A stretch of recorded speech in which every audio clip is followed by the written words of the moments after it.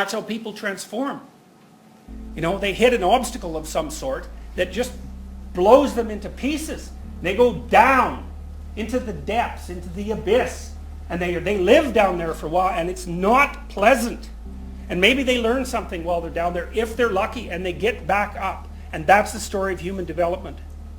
The human developmental story isn't an upward march in a linear manner, up an even slope. It's perhaps upwards and onwards, but it's like this. It's punctuated by catastrophes. That's reality. Reality is that your environment is punctuated by descents. Your pathway is punctuated by descents. And when you're ascending, that's one place. And when you're descending and at the bottom, that's another place. And I can tell you, and this will help you with your interpretation of stories, is that the times when you descend is equivalent to a voyage to the underworld. That's what a voyage to the underworld means in mythology. The bottom has fallen out and down you go. And you know this sort of thing because, look, if I say we're all skating on thin ice, what does it mean? Right, the ice can fall out at any time, and then what happens? Yeah, down you go. Right, and it's cold down there. Yeah, and maybe you don't get back up. Yeah, and it's the sort of story that sort of sends a chill down your spine. And it should, because that's life. And so then it becomes something like this. It's not so much how do you stop yourself from descending and ascending, because good luck with that. But since you're going to have to do that, how do you do it?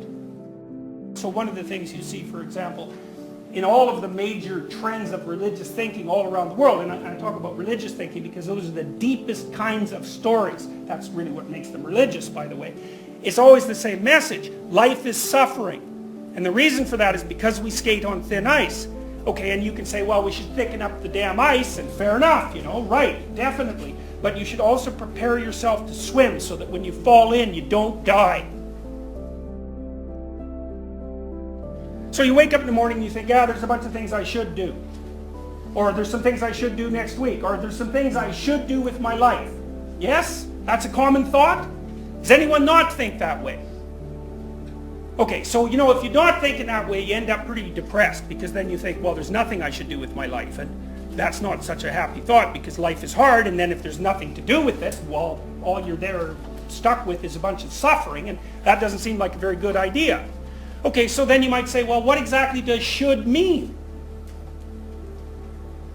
Well, it means that you have a moral obligation of some sort. You might say, well, you've decided that yourself. And the answer to that is like, no, wrong. You haven't decided that yourself. Are you kidding? You'd be a complete psychopath if you decided that by yourself, right? I mean, if you're even the vaguest bit civilized, then you decide what it is that you should do, or what you should do manifests itself within you as a context of a dialogue that you're continually having with yourself, but also with everyone around you. And not only with everyone around you, but with the entire history of mankind. Because we're all historical creatures, and what you think you should do is being shaped by what your parents think, and that was shaped by what their parents thought, and that was shaped by what their parents thought, and so on back into the depths of history, as far back as you could possibly imagine, both historically and biologically. So in some sense, there is a call to action within people. But you don't bloody well want to forget that, like, things are out to get you. And you have to be intelligent and ready and awake so that you can prevail against that. And you have to be grateful for what you've been offered by other people and by the tremendous efforts of all of human culture across all of time that's put you in a position where you're so unbelievably privileged and have so many opportunities at your disposal. Well, so that's kind of the archetypal story of human beings. Now, the problem with that is that when things fall apart, it's not like you just fall apart psychologically. It's not just a psychological condition. If someone's betrayed you deeply, that might be because you're naive and unready, and maybe that's a psychological element. Maybe you're just young and you don't know better, and you couldn't. But there's also the real fact of the problem that you have in fact been betrayed, and now you don't know what to do. So there's reality in it as well as just what's psychological. If you want to get better, you have to find out what you're avoiding and what you're afraid of. and maybe what you're disgusted by even. And you have to expose yourself to that voluntarily, and you have to let that change you. And so it's not a pleasant prospect.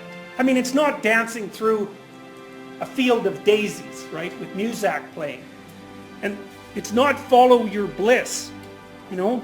It's not the natural unfolding of a positive process. It's not that at all. It's the voluntary confrontation with the things that make up life's horrors.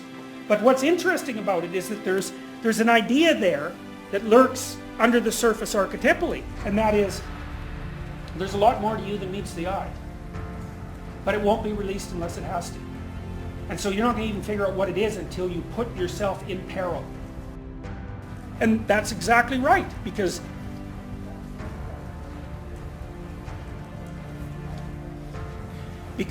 you already know how to do the things that you know how to do. And it's the things that you don't know how to do that bother you and oppress you. And of course those things are going to be difficult to learn about, but you need to learn about them because you need to get yourself all switched on. How's that? Switched on. Because then you'll be able to tolerate the fact that life is fundamentally suffering. And so the world doesn't get safer as you develop. In fact, quite the contrary. You just get more competent. And that's better anyways, because it's conceivable that you don't want safety anyways. You probably want adventure. You probably want to be compelled. You probably want to be engaged. You know, if you want security, you might as well be dead. Well, because nothing's happening then, and there's no danger left. To be alive is to be contending with the world. And you want to be the best at that you can possibly be. Because all of them circulate around this fundamental theme. They have to, because it's the fundamental story of mankind. And we want to know what that fundamental story is, because you're all human, and you need to know the story. And then, you know, you can decide how you're going to act it out. But at least you need to know the damn story first.